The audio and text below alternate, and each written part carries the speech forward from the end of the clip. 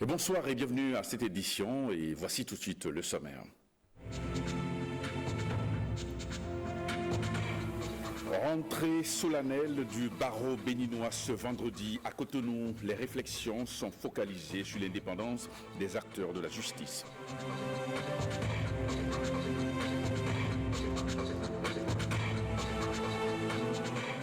Affaire Kaouvi, chronique d'un procès au goût inachevé, c'est le titre de l'ouvrage que vient de commettre Claude Urbain Plaguetor, journaliste au quotidien La Nation. Ce livre a été présenté au public cet après-midi.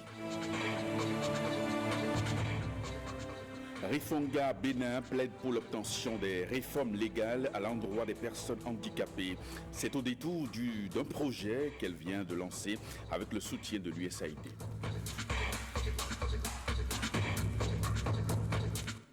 Merci de votre attention. On démarre ce journal par la rentrée solennelle du barreau béninois avec cette interrogation. Quel type d'avocat pour une justice indépendante? Eh bien, c'est le sujet qui préoccupe donc les acteurs de la justice depuis ce matin à Cotonou. Clotaire Abekoun, Augustin Bodo.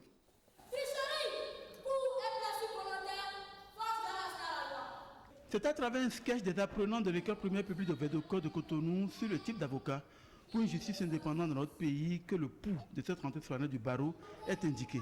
Célébrer l'indépendance du pouvoir judiciaire, c'est à l'aune du cri du cœur de l'avocat. Croire à une autre nouvelle du pouvoir judiciaire, c'est également dans l'écoute et dans la réponse à des doléances des avocats. L'ingénierie juridique qui rime avec la liberté d'exercer le droit, Maître Cyril Dikoui, batteur de l'ordre des avocats, précisait le mode d'emploi à l'occasion. L'avocat, dans l'exercice de sa profession, est le premier allié du magistrat. Ce qui est attendu de nous, c'est d'arrêter l'élan du magistrat qui s'écarte des règles de procédure. C'est de dénoncer les violations de la loi. C'est d'éclairer le juge par un travail de recherche pointu sur la question du droit qui lui est soumis. C'est de le contraindre à rendre justice au lieu de rendre service. Maintenir la justice en marche, reflet de l'expression d'une justice libre et indépendante, c'est donc notre rôle aux côtés des magistrats. Je vois bien la maison de l'avocat. Je vois bien la contribution des avocats aux côtés de l'État, dans l'assistance de l'État. Je vois bien les réformes pour lesquelles vous avez exposé certaines préoccupations au président de la République. Je peux vous dire, monsieur le bâtonnier, je peux vous rassurer, nous assurer, mesdames et messieurs les avocats, que vous avez l'écoute la plus appropriée. Et le pouvoir judiciaire est un tout. C'est le pouvoir dont les magistrats sont les co-titulaires, mais c'est le pouvoir dont les avocats sont aussi les acteurs, et les acteurs les plus éminents. Si le type d'avocat pour une justice indépendante est le thème de cette rentrée solennelle du barreau national, rendre justice et nous rendre service sont les thèmes de référence. Lundi prochain, ce sera donc la première session de la cour d'assises de la cour d'appel de Cotonou. Alors 3 semaines pour rendre justice autour de 28 dossiers, dont 14 de crimes de sang, 6 de viol, 6 de vol armé et un dossier de charlatanisme avec à la barre 42 accusés en détention provisoire. On écoute le procureur général près la cour d'appel de Cotonou pour quelques précisions. Il est au micro de Clotaire Abekoun. La cour d'assises, du moins, est chargée de juger les infractions qualifiées crimes par la loi, c'est-à-dire les infractions les plus graves et celles pour lesquelles les accusés qui comparaissent devant elle encourent les peines les plus lourdes prévues par le code pénal et la législation répressive. La justice ordinaire de tous les jours, c'est une affaire suffisamment sérieuse déjà, mais celle de la cour d'assises l'est encore plus. S'agissant justement des infractions à juger, sont inscrits au rôle de cette session 28 dossiers. Pour ces accusés, au demeurant présumés innocents, c'est la consécration du droit à un jugement, c'est-à-dire faire valoir ses moyens de défense en audience publique assistée d'un avocat. Pour les victimes et parents des victimes, c'est enfin l'heure de connaître la vérité qu'ils attendent légitimement pour tourner la page dans la mesure du possible. Cette grande messe de la justice pénale se déroulera jusqu'au 20 décembre 2016. Le parquet général voudrait rassurer que toutes les dispositions pratiques et sécuritaires sont prises pour que ces assises se déroulent dans les règles de l'art. Un numéro vert est ouvert au parquet général pour toute personne, professionnelle ou non de la justice, intéressés au dossier, intéressés aux audiences qui auraient une difficulté. Ce numéro, c'est le 21 30 10 28. Je répète, 21 30 10 28. Et chaque dossier criminel est un drame de la vie et chacun peut s'en inspirer un tant soit peu pour éviter de basculer un jour dans l'engrenage judiciaire. Et puis, un essai dans les librairies, pas n'importe lequel, Affaire Kaovi, chronique d'un procès au goût inachevé. C'est le titre de l'ouvrage. Eh bien, son auteur, c'est un journaliste. Il s'appelle Claude Urbain Plabitor. Il est journaliste au quotidien La Nation. L'essai a été lancé ce vendredi à Cotonou. On écoute au micro de Blaise Adanko, de Jules Akwekou, l'auteur donc de ce livre. Je viens de sortir un livre, un essai, intitulé L'affaire Kaovi, chronique d'un procès au goût d'inachevé. Il s'agit du point de la procédure relative à l'affaire assassinat en novembre 2005 du juge Séverin Kaovi, alors premier président de la cour d'appel de Parakou. Le juge a été assassiné et à la fin du procès, on n'a pas eu de commanditaire, on n'a pas eu d'auteur, mais juste un simple complice. Et c'est ça qui m'a amené à dire il faut aller chercher ce pourquoi on en est arrivé là. Et je peux vous dire que vous allez sortir un peu déprimé et un peu révolté parce que vous allez remarquer des manipulations honteuses, des manquements graves, des dysfonctionnements de la justice, de notre justice. Et c'est ça que je voudrais partager avec nos amis lecteurs. L'intérêt de ce livre, vous savez, à l'ère des réseaux sociaux, Facebook, WhatsApp, Twitter et autres, nous journalistes, nous devons aller au-delà des faits pour creuser dans les affaires et appréhender de manière globale les faits, et non être des porte-voix d'individus. Donc c'est ça qui m'a amené à écrire cet ouvrage. Ça amène le lecteur dans les arcanes du pouvoir et ça permet de comprendre un peu comment fonctionne notre justice qui traîne encore cet art et qui traîne encore des lacunes. Mais bravo, chers confrères Plabitor Urbain. Accès des personnes handicapées aux élections à travers un changement de comportement des populations. Un projet financé par l'USAID pour permettre aux personnes handicapées de participer aux élections. L'ONG Rifonga Béné a lancé à cet effet un plan de plaidoyer pour l'obtention des réformes légales à l'endroit des personnes handicapées. Awa Chérif, Francis Faton.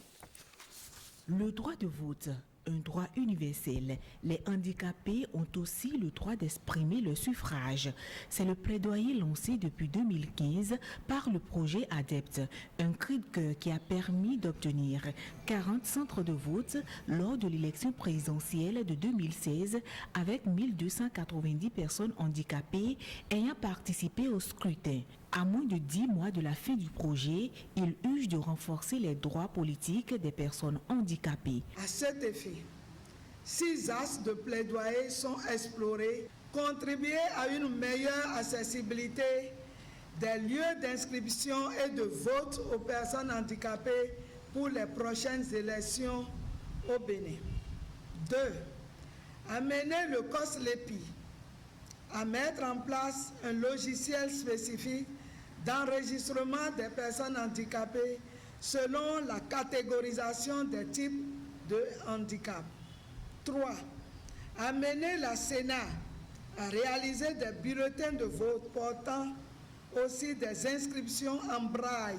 C'est donc pourquoi, au nom des personnes handicapées du Bénin, je voudrais demander à toutes les forces vives de la nation de s'associer donc à ce plan de plaidoyer, à ces activités de plaidoyer, afin qu'enfin les droits des personnes handicapées puissent être mis en œuvre au Bénin.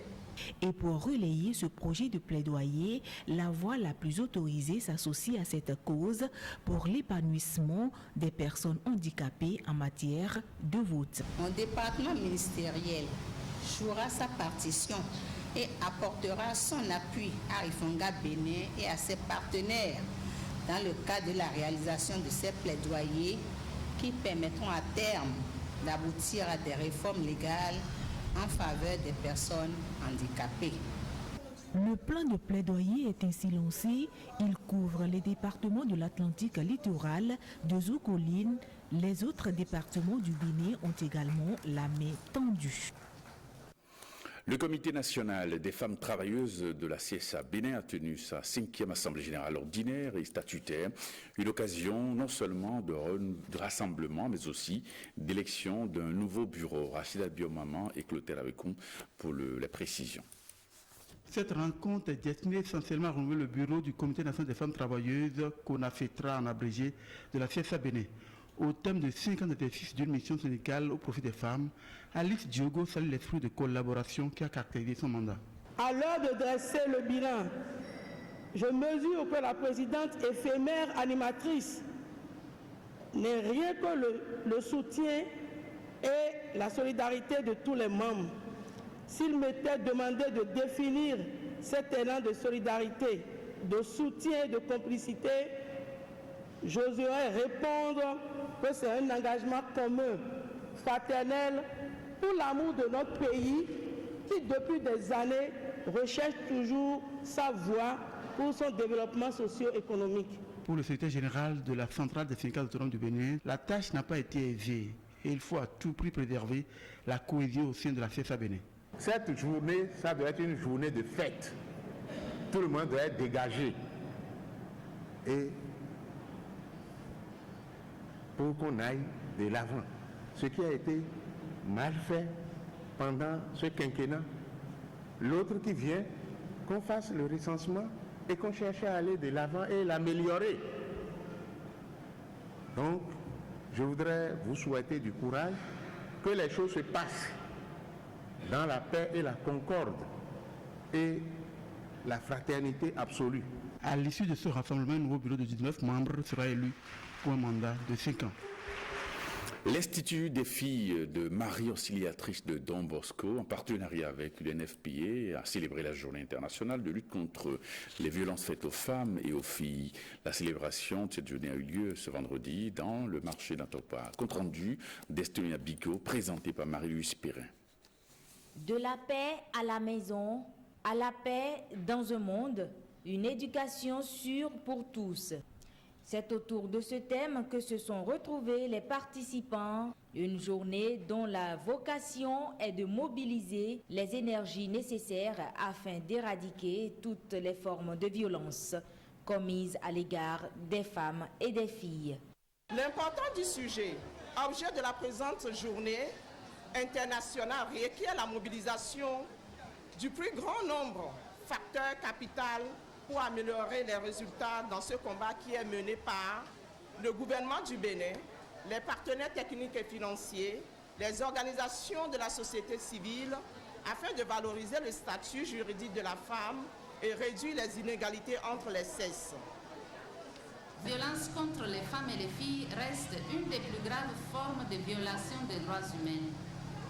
Elle résulte d'une discrimination à l'égard des femmes, tant dans le domaine du droit que dans la réalité de tous les jours.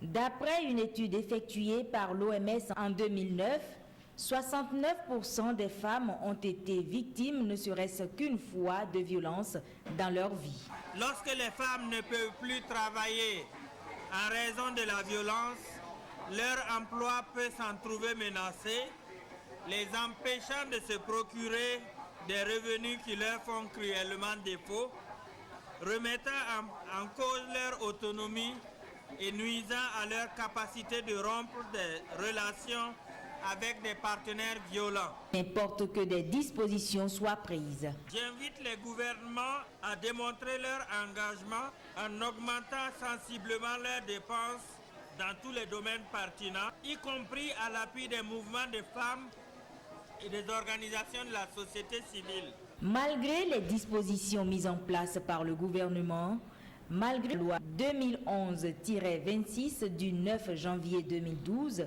portant prévention et répression des violences faites aux femmes, ce phénomène perdure.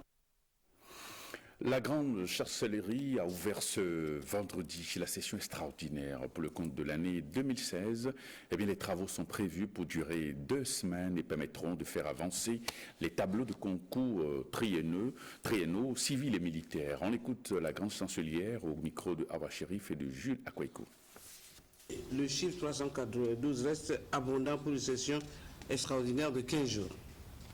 Mais cela s'explique par le fait qu'en plus des dossiers à titre normal, la présente session permettra d'aborder des dossiers dits, vous vous rappelez, les Oscars des sportifs, et ils sont beaucoup, destinés à récompenser les anciennes gloires de nos différentes disciplines sportives.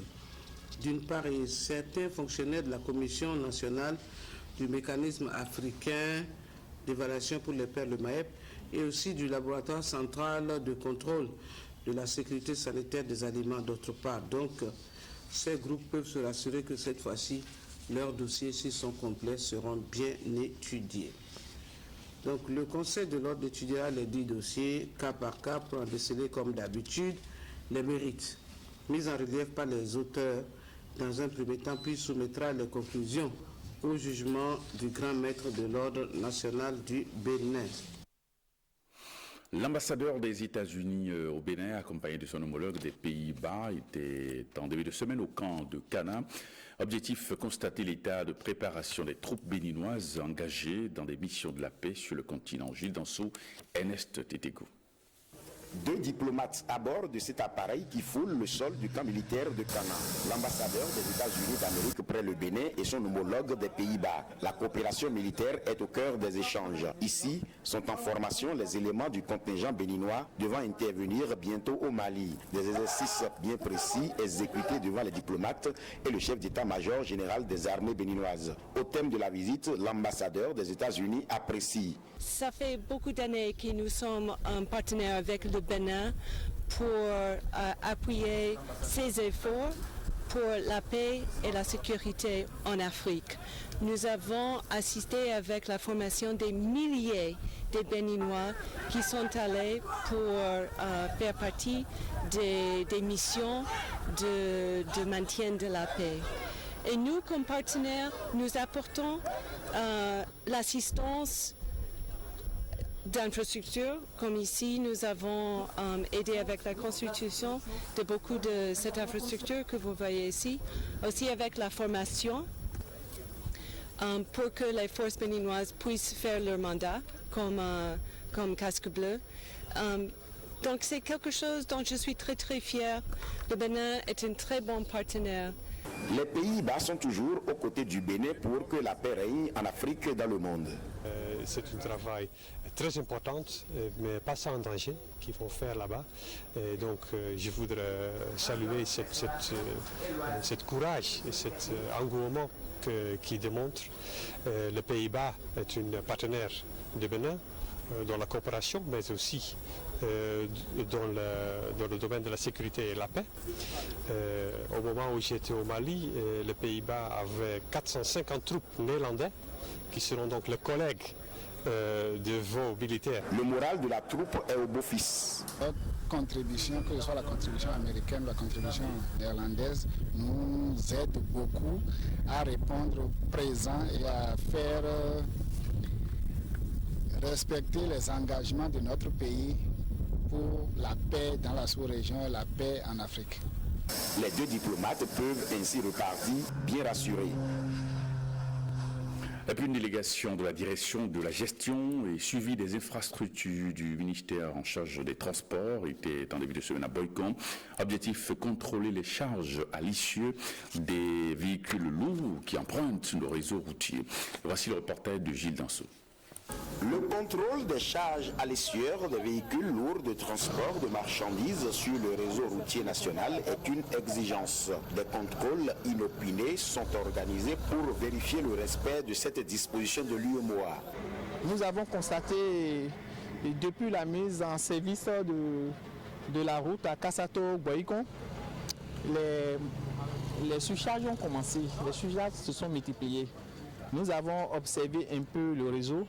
Nous constatons que si nous ne prenons pas garde, infrastructure qui est réalisée à un fort coût va prendre en même temps de coût avant le délai de vie. Il faudrait faire cette opération pour d'abord évaluer en termes de nombre d'essieux quels sont le pourcentage en surcharge. Parce que la route est dimensionnée pour une charge à l'essieu.